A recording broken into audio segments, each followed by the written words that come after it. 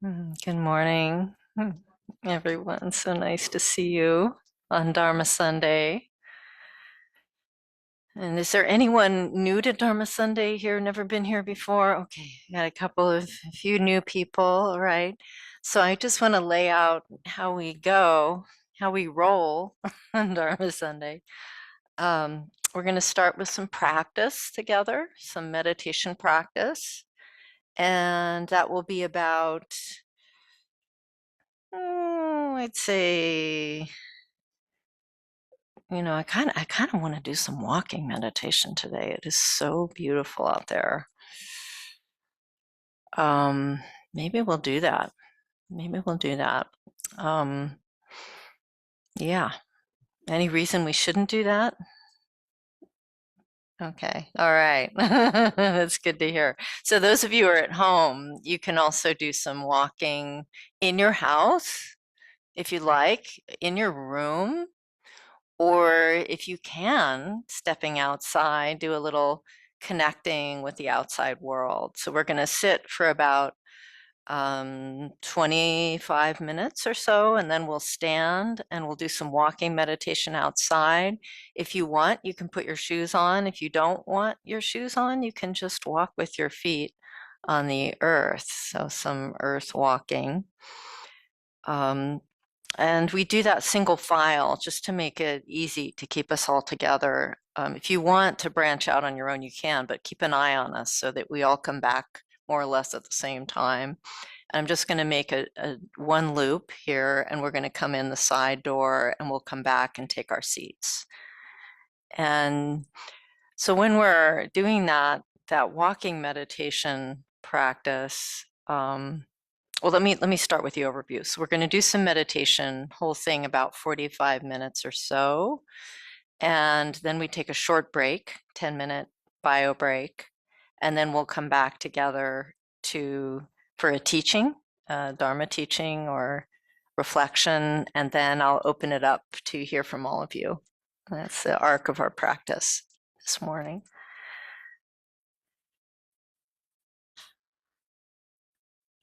So when we're doing that walking meditation, I'm going to ring that we're going to sit for a while in stillness, guided practice. I'm going to ring the gong, and then we're going to stand together and walk. And when we're doing that walking practice, I'm just going to give the instruction now, so I don't have to give it while we're together in practice, just to not break up the absorption of the practice. To really focus on connecting to the earth. And whether you're on a floor or whether you're on pavement, we're walking across all kinds of surfaces here, or whether we're on the grass and the moss outside here at Wonderwell or outside your home at home, to really be conscious of that sense of your earth body connecting through the feet to Mother Earth below. So really keeping that attention on that base of your body and your contact with the earth below. That's the essence of our practice this morning, is becoming a disciple of Gaia, which means can't become a disciple until we connect. So beginning to connect and feel in an embodied way your being as an earthling, as an earth being.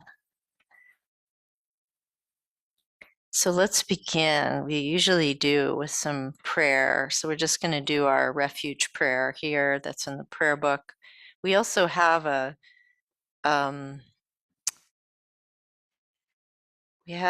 another prayer that's more eco-Dharma oriented, but we need to incorporate that into our prayer book. It hasn't happened quite yet.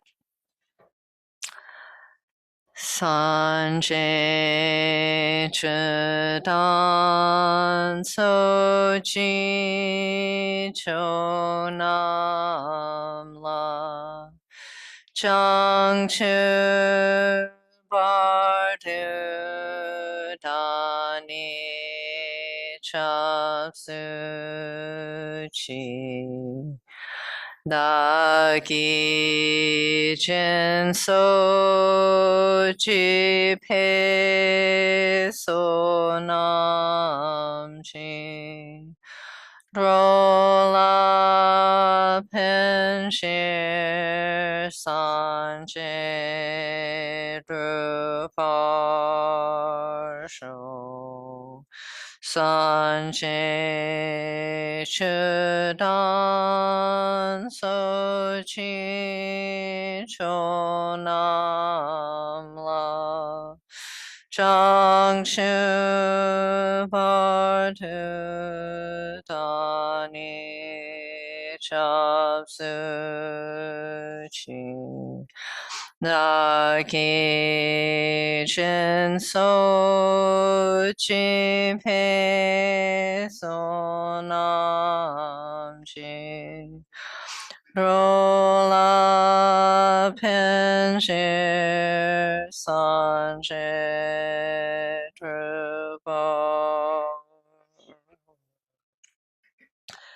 In Buddha, Dharma, and Sangha, we go for refuge until enlightened.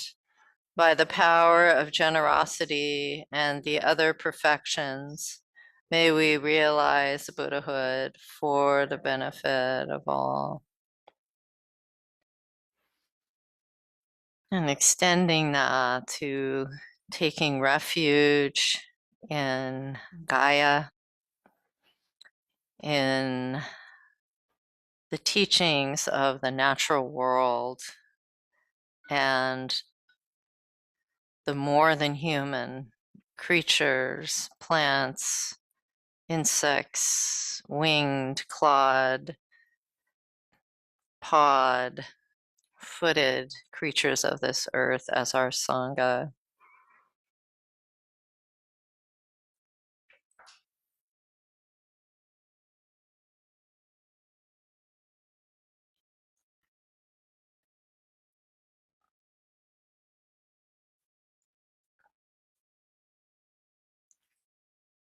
And just to help ourselves ground in the body, taking 3 deep cleansing breaths, just breathing down into the belly, filling the belly, our lungs.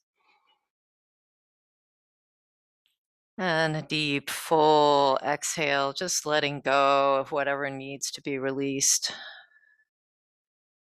in the body and your energy this morning. And 3 times at your own pace, just filling in deep, full exhales, cleansing, releasing, letting go.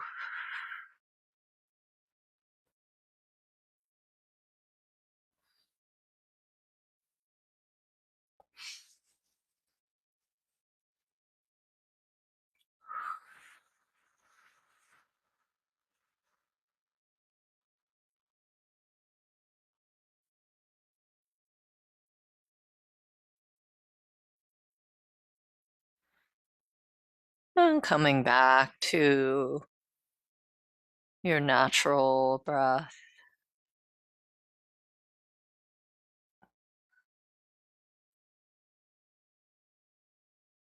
To breath, breathing you.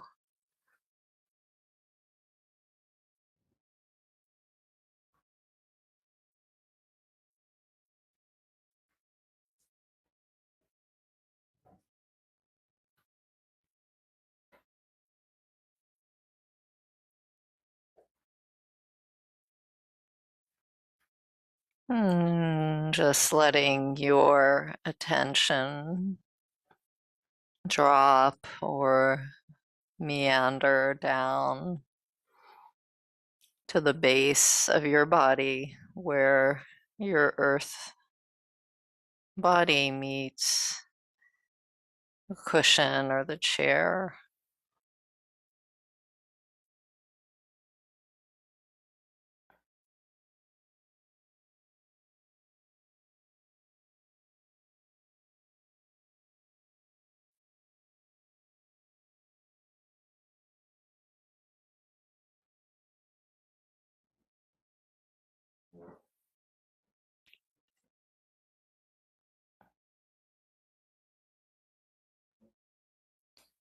Notice how you are just choicelessly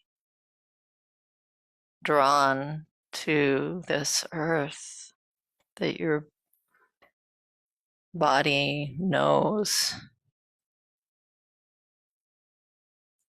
you belong here.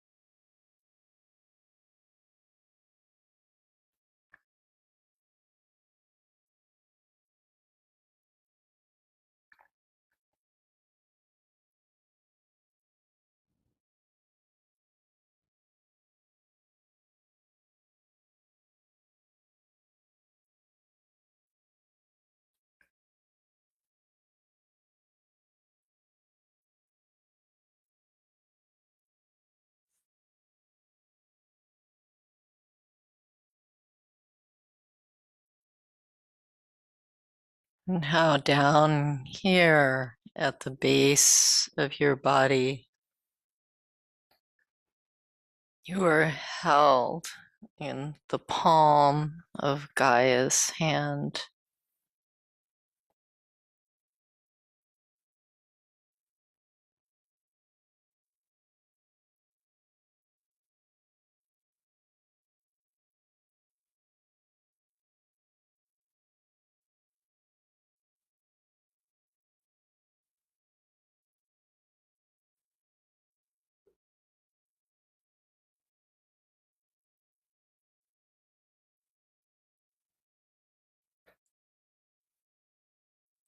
How you are solid,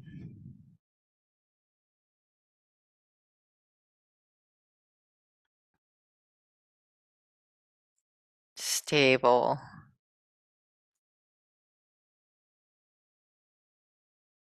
and grounded.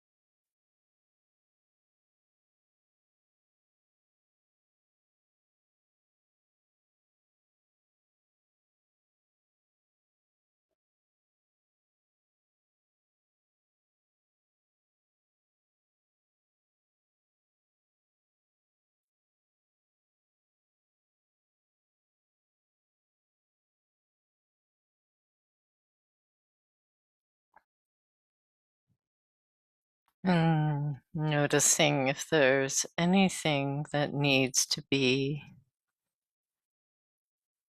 released this morning, let go of.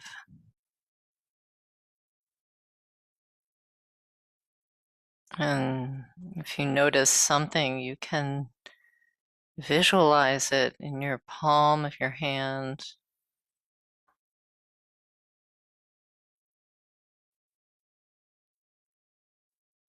And it turns into water, trickles through your fingers, and falls down to water, Gaia, as an offering.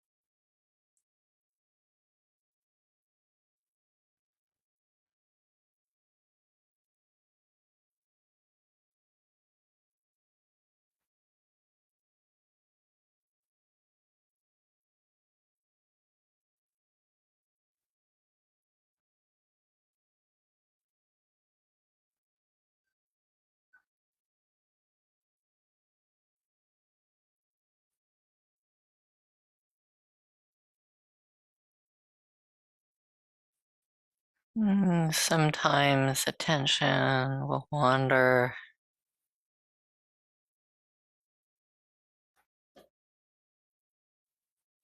caught by a train of thought. We're caught by remembering the story, remembering. When you notice that, just letting that grounded earth body draw you back.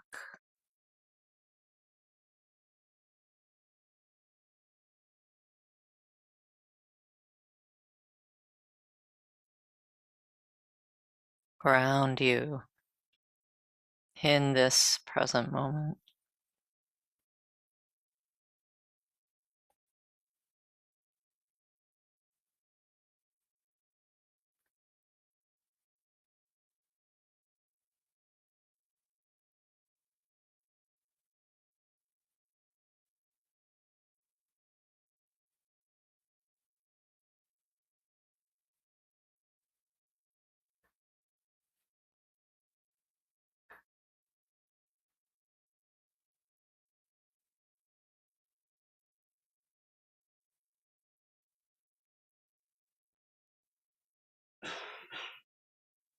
Just here,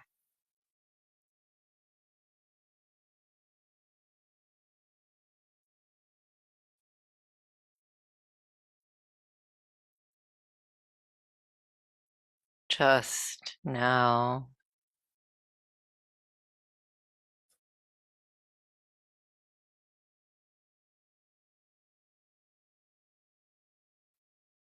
Just this.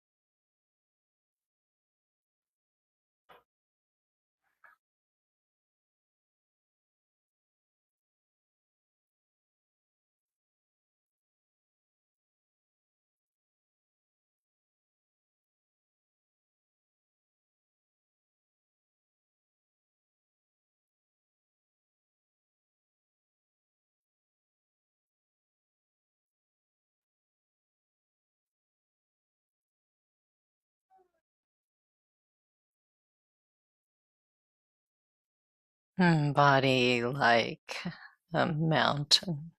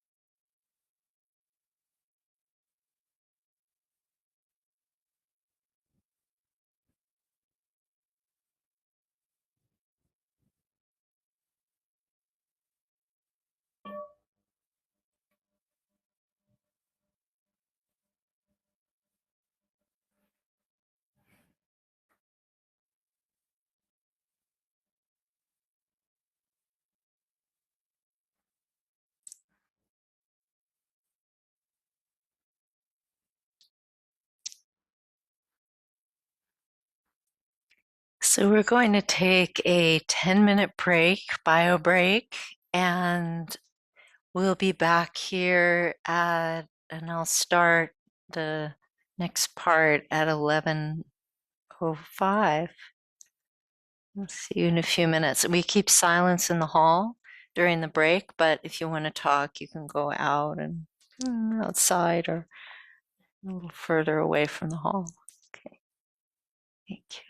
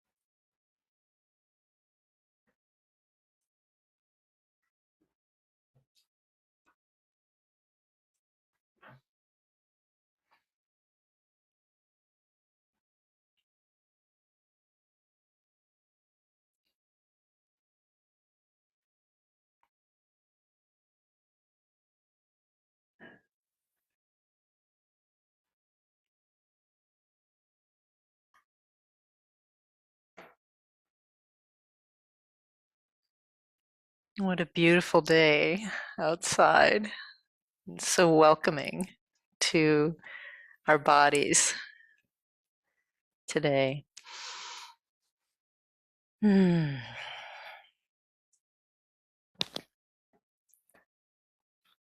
So I've been offering some reflections for the last 4 months, last 4 Dharma Sundays on the topic of mycelial wisdom. And mycelial really meaning the broad network of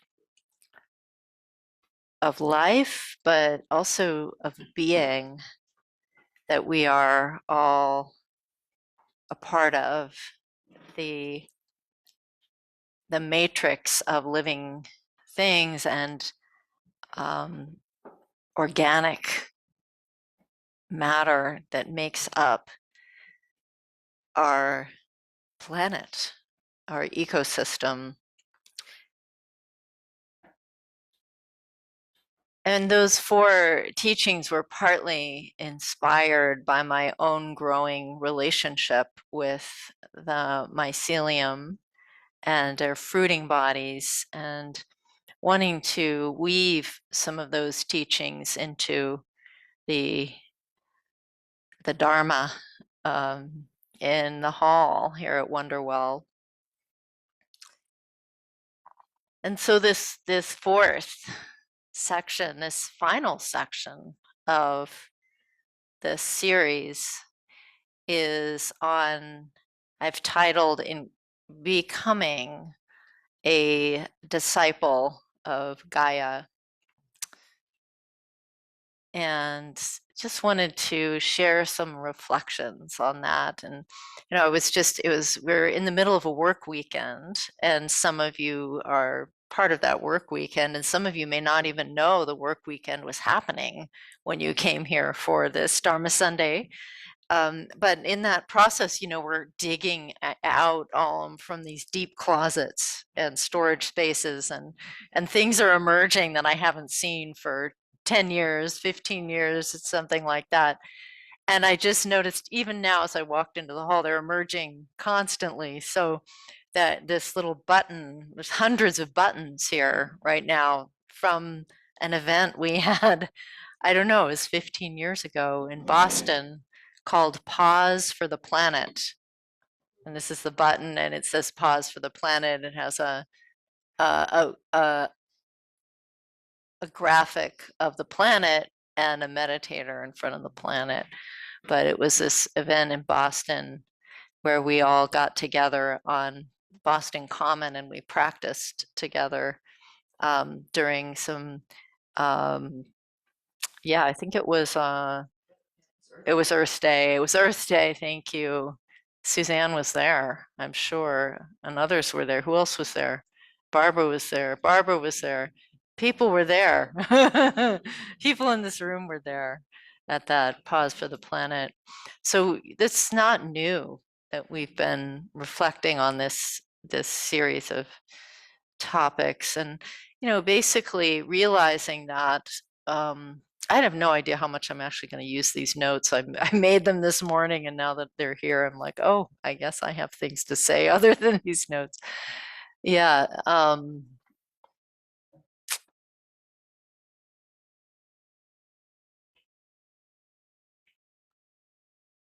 At the time of the Buddha,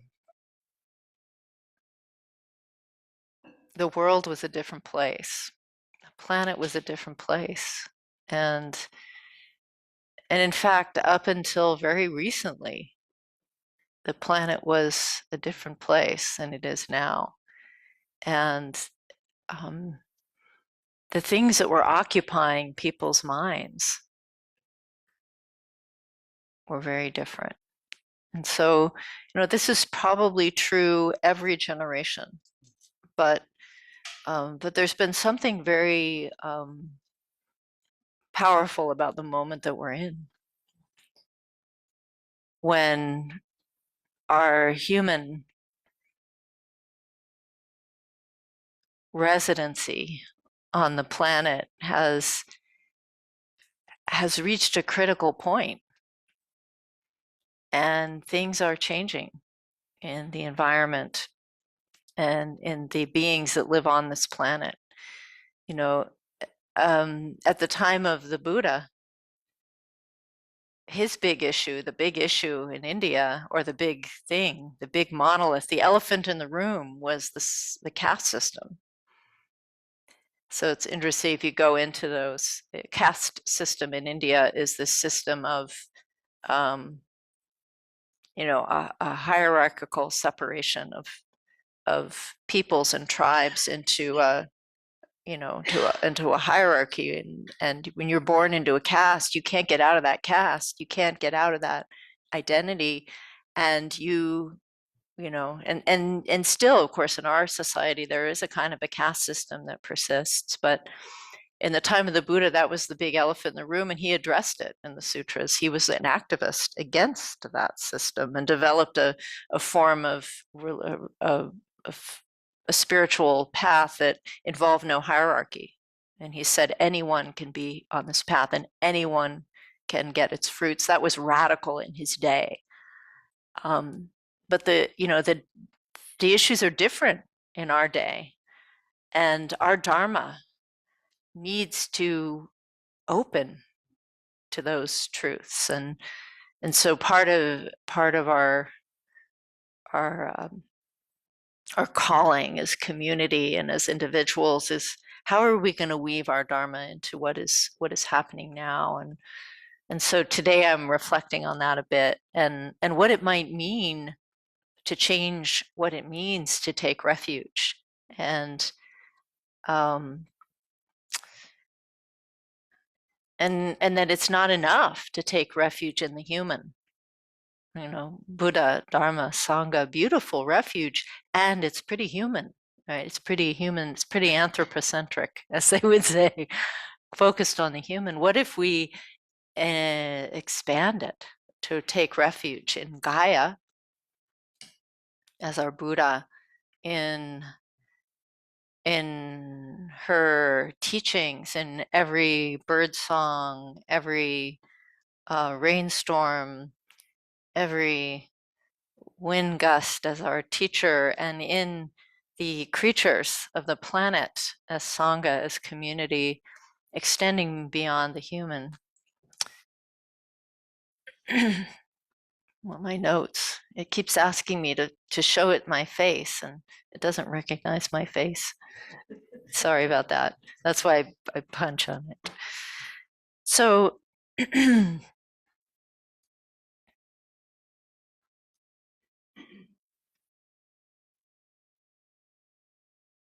so what does Gaia mean? This word Gaia. The Gaia hypothesis was put forth by this chemist, James Lovelock, and a microbiologist, Lynn Margulis, in the 1970s.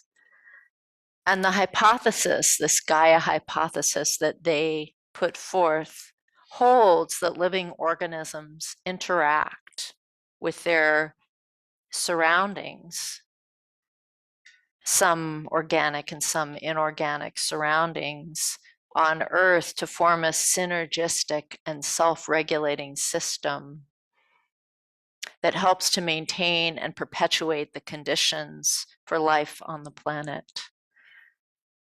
And it's so interesting that when I was looking that up and reading about it, it's a hypothesis. To me, it just sounds like a truth, you know. It's interesting, the Gaia hypothesis. I mean, we see it everywhere, and scientists describe it everywhere, that systems are holding together the life on this planet, including our own lives, that we could not exist without the trees. We could not exist without this web of interdependence around us. We would not have any air to breathe, right? So this microbiologist and this chemist named the hypothesis after Gaia, a Greek goddess or deity personified as the earth. They named it Gaia after that goddess. So essentially, Gaia is the name of a complex system as a whole web of interdependence, or the biosphere. So thinking about it as a whole, thinking about it as an entire beingness.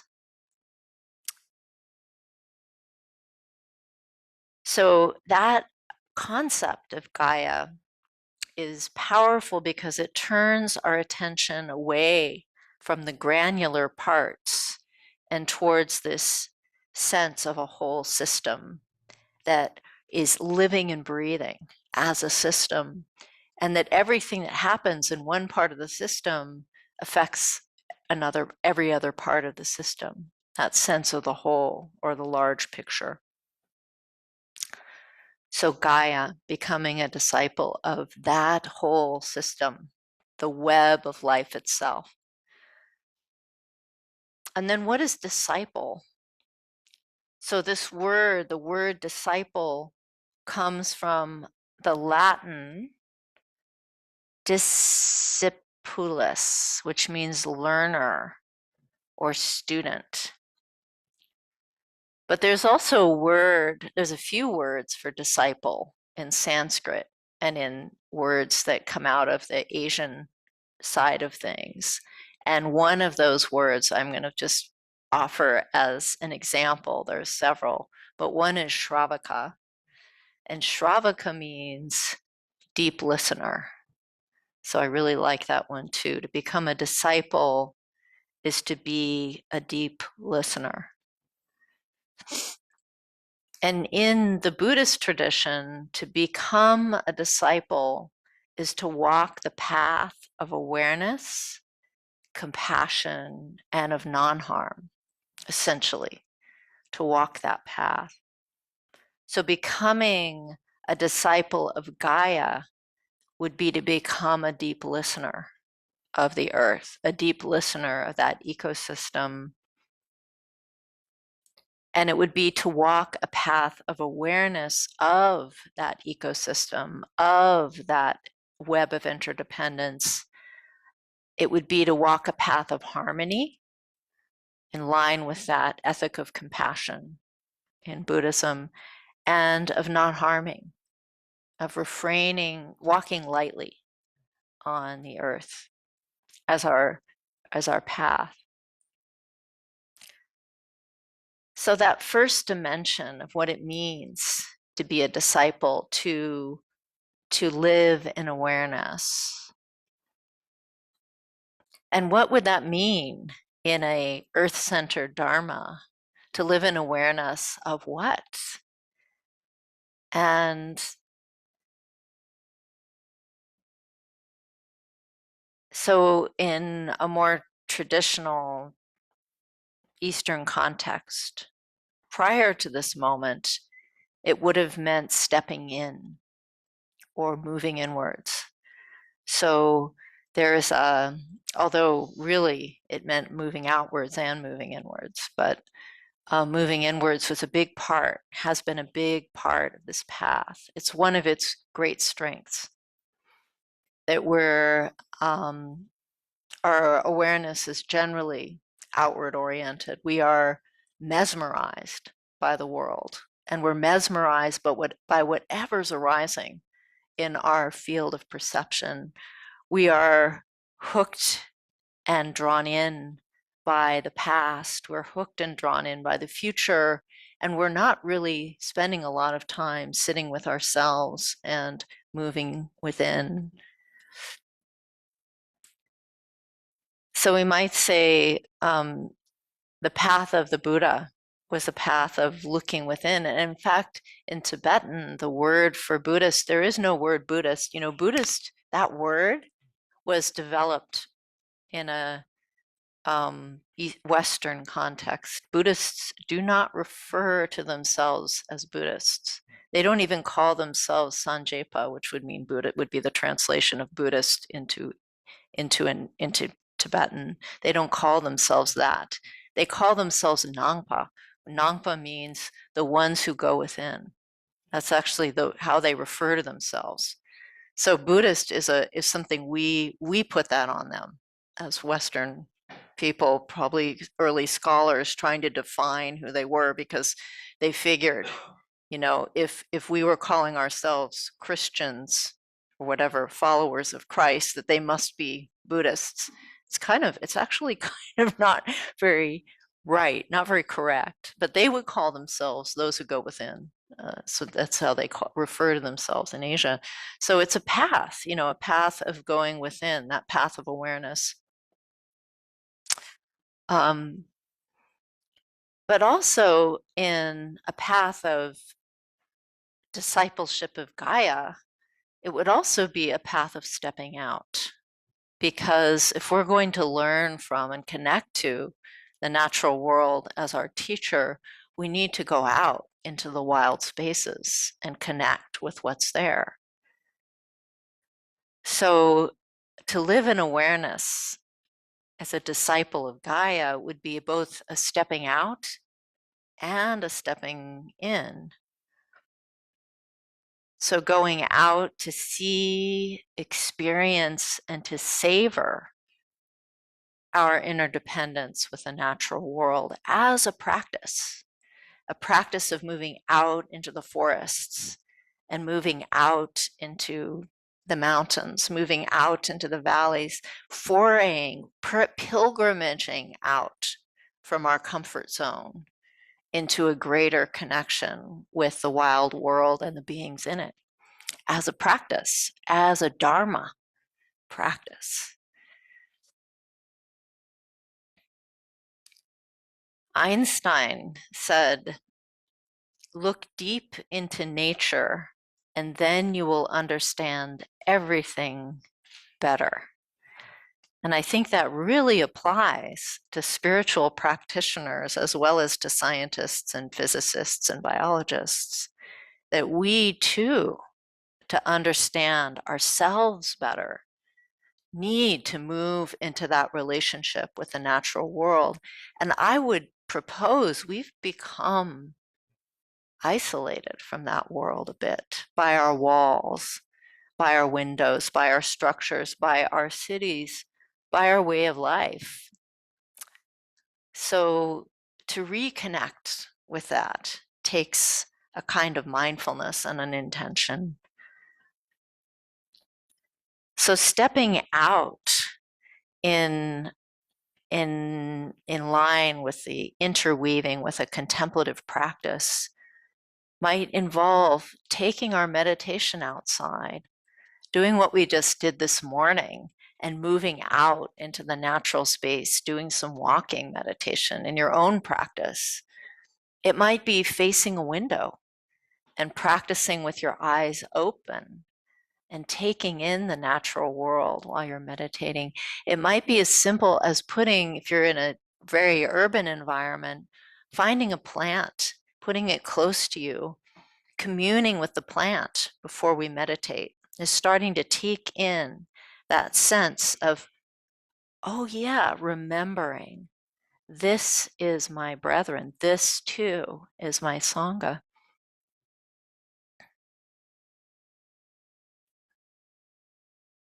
Letting the wild become a temple, or pushing our edge a little bit in that way, and having some firsts in the wild, like a first encounter with something new in those spaces.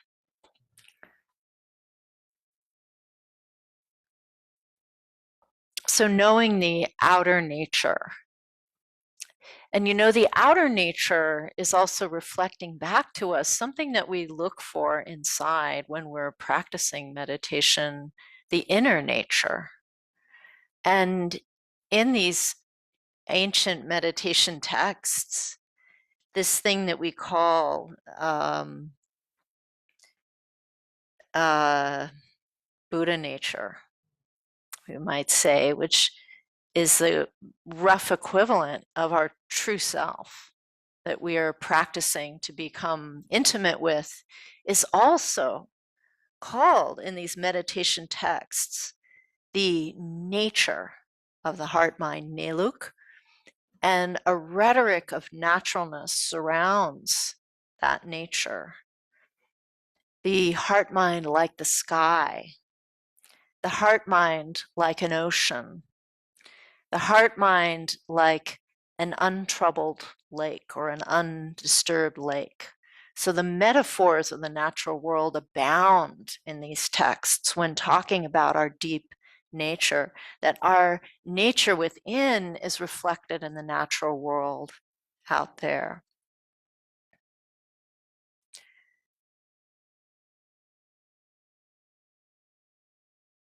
So stepping in, when we're stepping out just requires this conscious attention to moving into relationship with the natural world, to starting to include it in our practice, include it in our life, making it a place of pilgrimage, making it part of our temple space.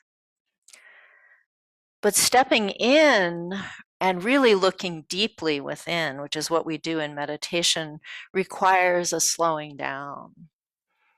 Because there is so much speedy energy in this human life and in this human body. And in some ways, the life that we've entered in this century has not helped to slow us down.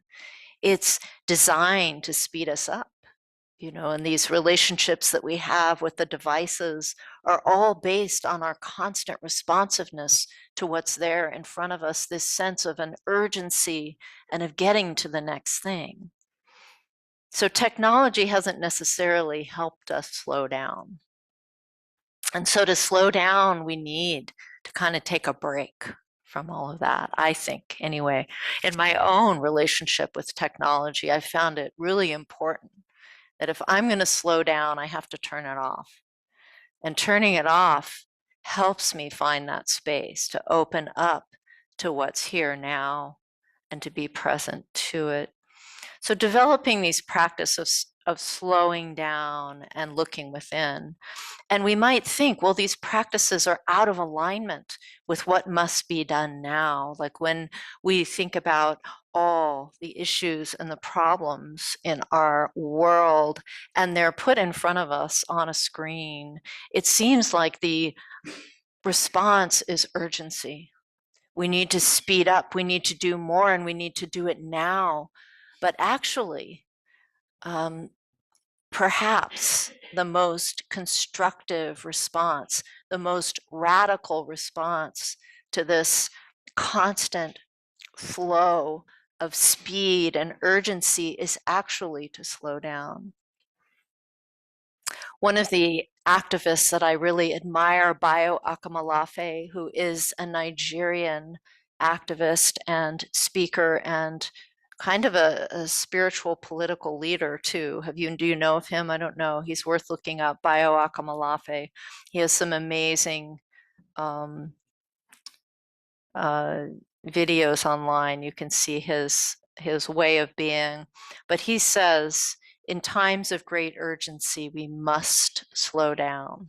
That's one of his things that he urges and encourages. And I find that so inspiring and so in line with the practice of meditation and with my own experience of what makes change possible. So what happens when we slow down? One of the effects of meditation practice that I think we often don't see when we're moving towards it. We often are drawn to meditation practice as a way of addressing our suffering. That was certainly true with me. Like, we're drawn by our life experiences. And when I was first drawn to meditation, it was because I lost my mother young at 21 and was trying to make sense of mortality, like what to do about this inconvenient fact that we're all going to die, which I found unbearable as a 21-year-old. I think most people in their 20s eventually come up against that and are like, what? Unless they've done it earlier. For me, it was in my 20s. And trying to make sense of that and make sense of the suffering that it was bringing up in me and the sense of hopelessness and meaninglessness, that what, at the end of all of this, we're going to die? This rich, beautiful, exciting life, that's the end of it? Of course, it also brings up the question, is it the end? And then the need to investigate that. But the unexpected consequence of meditation, I think we're drawn to it because we want to address the suffering, but an unexpected consequence is it opens up this way of seeing things differently, seeing the world through a different lens. For example, noticing that our thoughts are not all we are, that there's a more that we are. And noticing that between the thoughts, there is space and openness, potential and possibility that we didn't know was there before. Seeing things differently, noticing that we don't have to live in the past and we don't have to live in a future that has not yet come. We can actually develop a relationship with the present moment. And the more we do so, the more we see it is absolutely full and pregnant with beauty and wisdom and depth that we haven't known existed prior. So we start to see the world differently as we practice that going within or stepping within. We realize the world of the present moment is immense. And the one that is practicing in the present moment is not everything that we thought. It's more.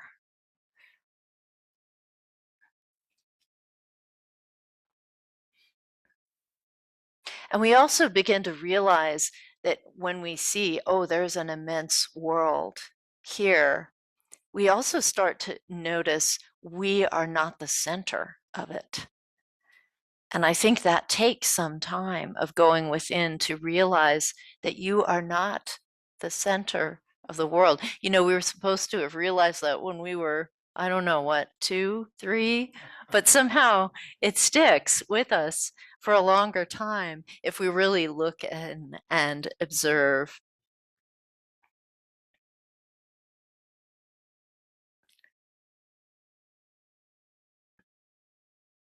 So we have this way of not noticing that we are part of an enormous whole, that we are part, to use that word, of Gaia, and that we are a member, a belonger to this much larger web of life. We tend to forget.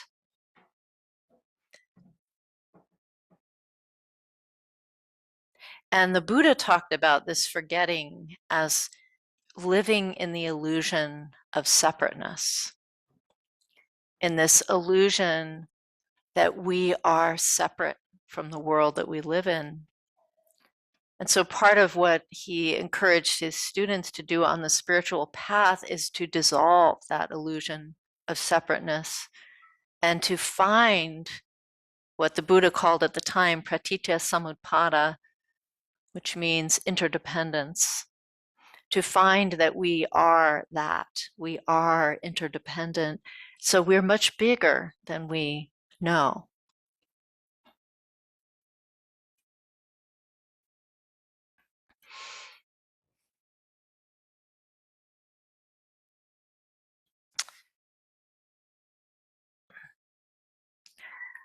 So when something happens to that much bigger, it affects us too. I think we often in our culture, right, we frame what is happening to our planet as an ecological crisis. But ecological crisis is also a spiritual crisis.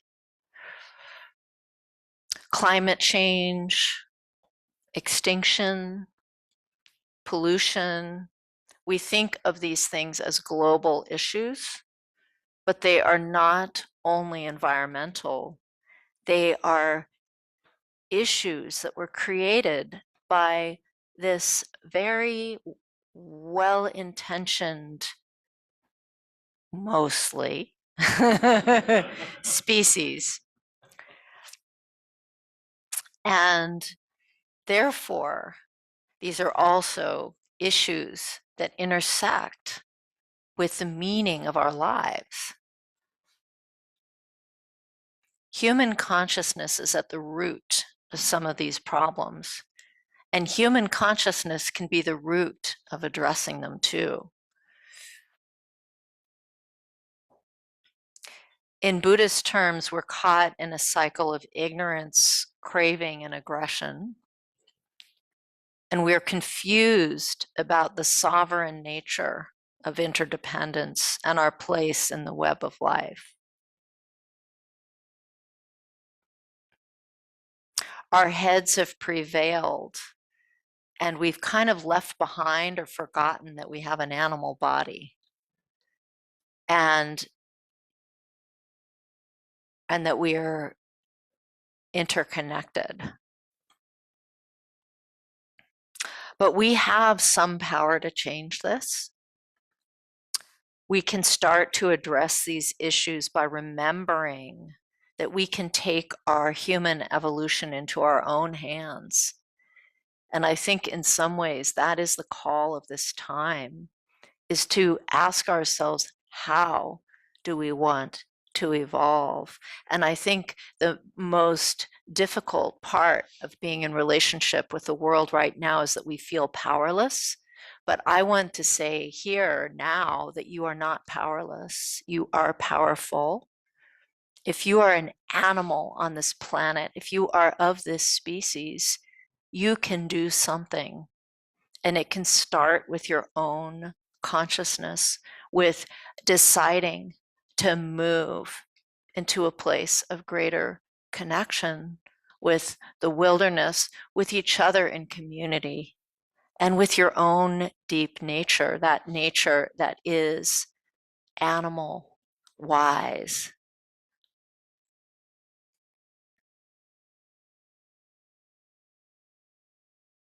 So we can start to address these issues by remembering who we truly are, by remembering our indigenous self, and understanding that to become a disciple of Gaia is not merely to protect her, it is to remember that we are her. We are not the stewards of nature, we are nature. Gaia doesn't need saving any more than the Buddha needs enlightening. The ones that need saving are ourselves. We need saving from our own disconnection. To reconnect is to protect ourselves and to protect Gaia, not to move from a place of fear, but to move from a place of deep love and intimacy. So maybe we don't need to wait for another climate report to awaken us. In times of great urgency, we can slow down. We can begin, in Joanna's Macy's words, the great turning. She called this time the great turning. We can turn towards the wisdom of Gaia and become deep listeners to the wisdom of the wild, to a wisdom that does not just understand interbeing, but that embodies it.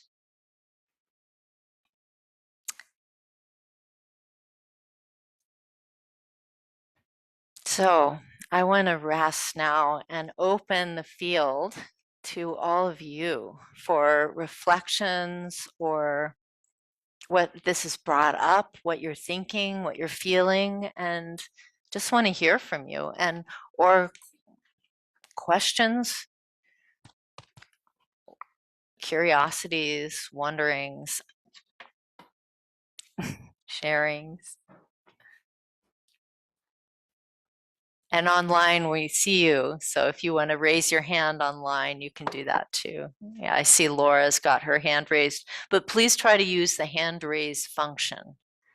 Laura, can you explain how to use that before you ask your question? Oh, I was waving to you, but I will say. Oh, hi. I see. If you do want to ask a question, you can use the reactions button at the bottom of your screen to raise your virtual hand. So you'll choose more. Thank you. Yeah, there, Rhiannon found it. Do you want to ask a question, Rhiannon? We'll do Zoom and room. So those of you in the room, get ready if you want to raise your hand in a minute.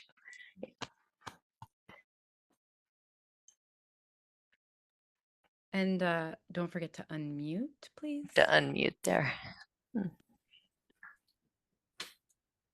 Oh, you're enabled to unmute now, Rhiannon. Oh, unable to unmute. Okay. Laura's working on, you'll work on that. Okay. Yeah, you're good. Okay. Hi, is that okay? We can hear you now. Yeah. Yay. Can you share your name? Fantastic.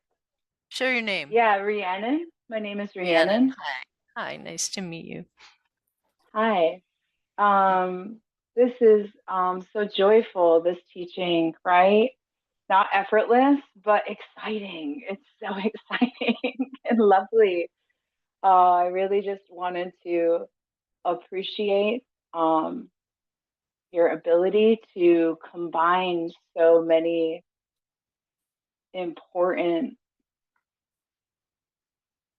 descriptions of aliveness, right? And that's what I feel like this is bringing up for me, is just a real appreciation for being in this moment, receiving this teaching, and also being the expression of Gaia, being well enough to embody the path that you're describing. And the part about slow down, a friend shared something so fabulous that I thought I would give today, which is this reworking of ASAP, as slow as possible, as sustainable as possible. Yeah. Always stop and pause, right? So a friend shared this brilliance with me, which is part of what is coming up right now. And just to everybody being there and available, right? To make ourselves available to see life in this way. So Lama Willa, your ability to distill such important and potent teachings, I really appreciate. So thank you all. Thank you. Thank you for your share. Thank you. Hey, Suzanne, I saw your hand up there. We need a mic. Yeah. Okay. Oh, okay. Good. Oh. Testing. Is it on? Testing. Why don't we take another one from the Okay, from Zoom. Yeah. Yeah. You have to press it to turn it on. You know No, that. it's- Yeah, it's you know lit how that up. works. Yeah, yeah. Okay, so another one from can you Zoom just tell there. her she's in the office? Hi, Paul and Nancy. Go ahead.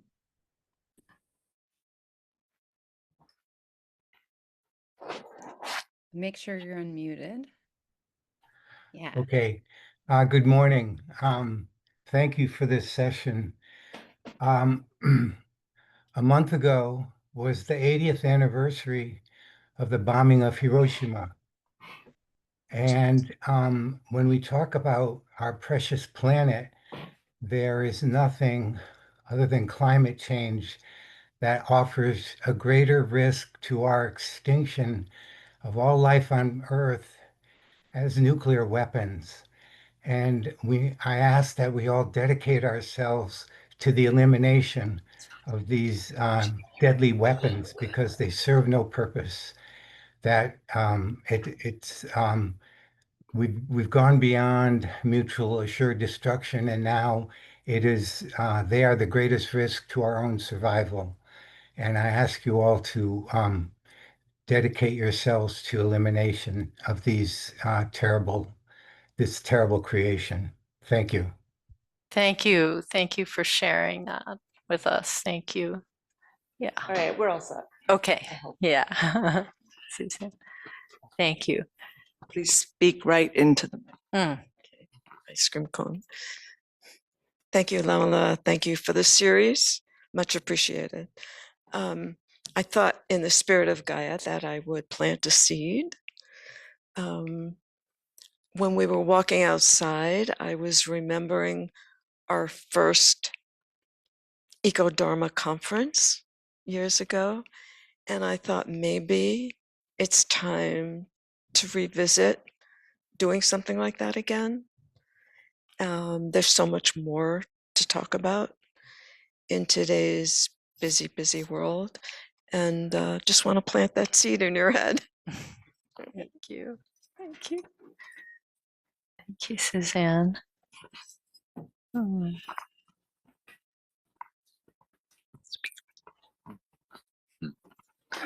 Thank you. I'm Patrick. I'm Patrick. And when you're talking about slowing down, I was really struck by something, which is that goes in tandem with the deep listening to Gaia, with being in service, with being that listener, which is attuning ourselves. It's attuning to the same vibration that someone that we're communicating is with, so that that communication pathway is open. It feels like it's like dialing the number. And so it's like the Gaia has that Schumann resonance that she's vibrating at, and it's much slower than what our minds are constantly activating at. And so that slowness of coming down to meet, so we can actually dial in, so we can actually hear, so we can actually listen, being so key. And we have this human concept that if we do things faster, more things will get done. But Gaia is so powerful, so powerful. And there's an alignment to her power that can happen. And I feel like that can only happen if we're attuning to her, if we're actually going to that vibration where she's at, and we're at that point of communication.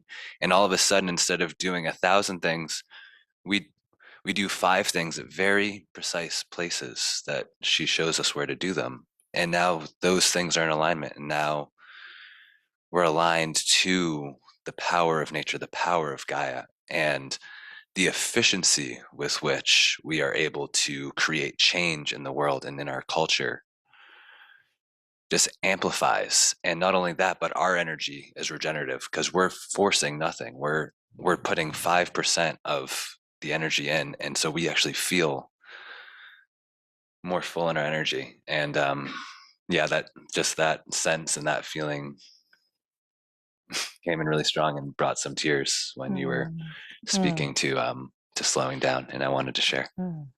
Thank you. Thank you, Patrick. Thanks so much. Attunement with Gaia's pace. Yeah. Someone online? Yeah. I see Doug, maybe? Yeah. Yeah. Good morning. This is Doug, the Doug half Doug. of Doug. Lama Willa, you pointed out something I thought was so important about this being a spiritual crisis. And when I engage with, I've been involved with various kinds of activism for a long time, but typically the people I engage with are solely focused on political solutions. And when I introduce the idea that there might be something spiritual underneath all that, it falls on stony ground. So I would just ask you, how do you engage with people who are not oriented this way so that the deeper aspect of it can land? How do you introduce the idea that there's something beyond and deeper than the political solution? Well, I think, Doug, you asked the question in that context, which will have reverberations of reflection for those people who are there. I think asking questions is a powerful way to introduce this as a point of discovery or potential reflection. you can, I mean, it's never worked to tell people what they should do or feel or believe, as you know, but the asking of questions can be really powerful. And I think opening of spaces where activists and spiritual people who are spiritually inclined can interact has been historically powerful for me, including the eco-Dharma conference that we had, where we had both more people on the activist side, and we also had, like, representative from 350.org, and then we had people on the spiritual side, on the meditator side of things, interacting and being in the same space, and that was very powerful too. Yeah. Thank you for asking. I have noticed that. I have noticed that too in some activist spaces, feeling that when I start talking about the change of consciousness, the response can be, we don't have time for that. Right. And I feel like we must have time for that, but that's a difference of opinion. And yeah, but there's also something that we can learn from their community too, as spiritual people. So not just that we hold all the wisdoms, but I've learned so much from people that are involved in more of the activist side of things, or in the science of climate change, who can explain and sort of pull back the veil on the truths that we are facing. So finding those contexts can be also very juicy. Yeah, there's a council website called the Council for the Uncertain Human Future, where Sarah Bowie has been doing that, bringing together people who are scientists and climate people, and then also activists, and then also spiritual people, to have conversations in a circle. It's been powerful. You can look that up too. You can see there's little snippets and little videos of those different people's voices coming together and converging on some things. Yeah. Thank you. Like the one thing to add is that one of the more difficult things I encounter among activists is the splitting.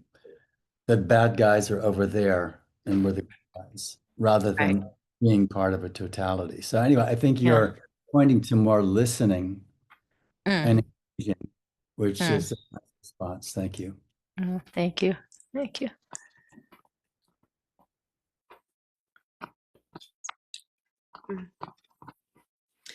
Hi, is it working? Yeah, just like Really close, like kiss it. Okay. This has been such a beautiful talk, and I felt really, really connected to the idea of slowing down and listening.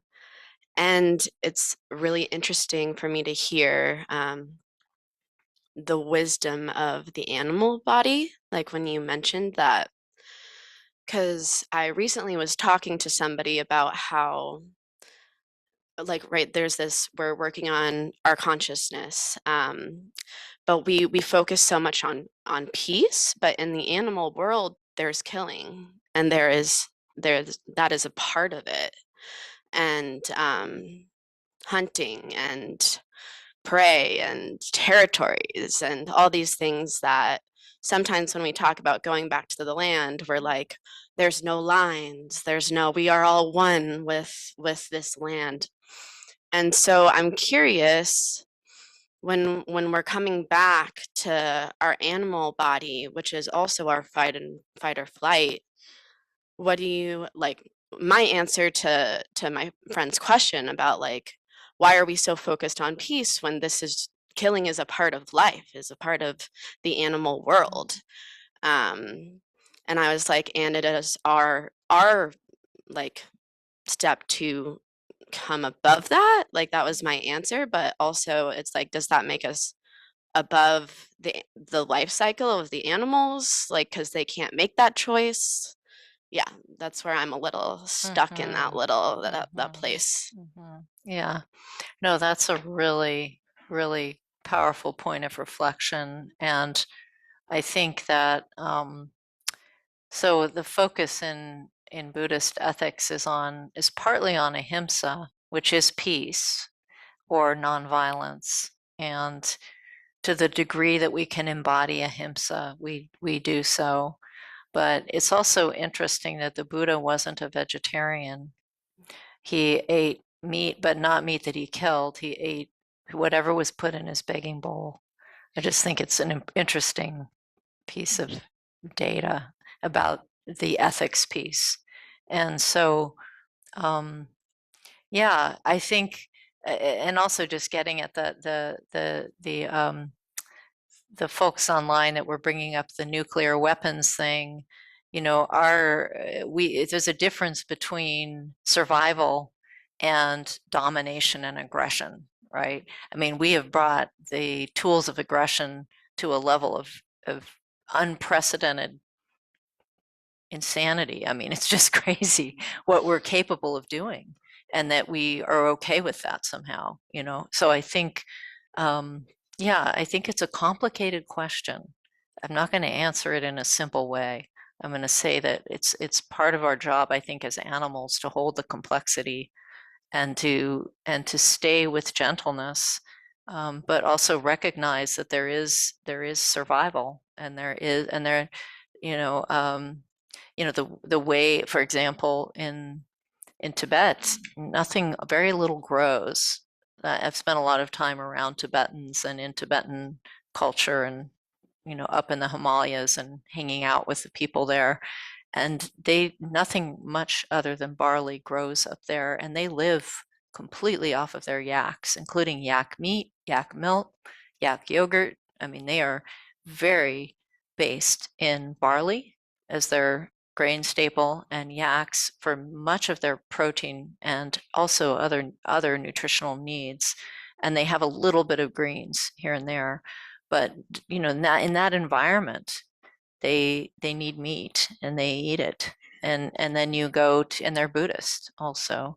You go to other parts of India where people are vegetarian and they're Buddhist, and they're very committed to that because the environment allows it, and it allows them to thrive and survive under those circumstances. So I think it's complex. Thank you for bringing that. Yeah, not simple. Yeah, one more here, and then we'll conclude. It seems to me like there's a difference between an animal killing some other form of life for. Oh, hello. Yes. Okay, go on. An animal killing some form of life for food to survive, including a human, seems to me a whole different order of things than starting a war and killing out of hatred or to dominate, you know, like you alluded to, that we're the only species that kills people just because we can, that kills, you know, because we can, or to dominate. And I think, you know, some biologists might correct me, but I think other species just eat what they kill. They don't kill for the fun of it. Maybe some of Our them closest relative, the chimp, does. Oh, it does? sometimes. Okay. Sometimes. Well, because he's our relative. Our relative. Right, exactly. Right. All right. All right. So, okay, one more, and then we do have to wrap up. It's just out of. Yeah. I just want to add to that point that she was making, right? Like often we as humans get so caught up in the trends of life, right? In which sometimes we get into a physical state of whether that's someone coming with the thought of I'm gonna injure another person, or whether that's injuring the earth itself. So oftentimes through meditation we can come in the physical through breathing and connecting ourselves, right? We stop that aspect.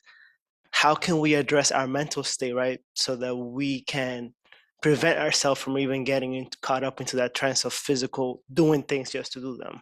That's a very important aspect, dimension of training. And definitely in the Buddhist tradition, it's a big part of our training is emotional self-regulation and practices that help us with that and help us to develop the more pro-social side of the self, meaning the compassionate side of the self, the loving kindness side of the self, and to and to really reflect deeply on the drawbacks of aggression and the drawbacks of hurt, of harming others out of reactivity. So there are a lot of tools in this tradition. I think probably I'm sure in other traditions as well, but in this tradition, that's a big part of our training, is how do we develop tools of self-regulation and self-compassion and other compassion so that we can bring our practice into making the world a better place. How do we do that? Yeah. So, but that's a big question. So I won't go into techniques there, but I'll say they exist. Yeah. And we can continue this conversation after the conclusion too. I think we have like a lunch or something awesome like that. So at lunch, and those of you online, it's so good to see you. I'm so happy you could be here with us today. I see your faces. I'm so happy. Old friends, new friends. Yeah. All right.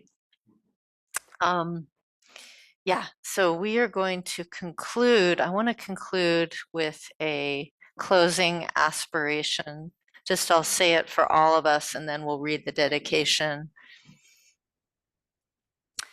May I walk gently on the earth.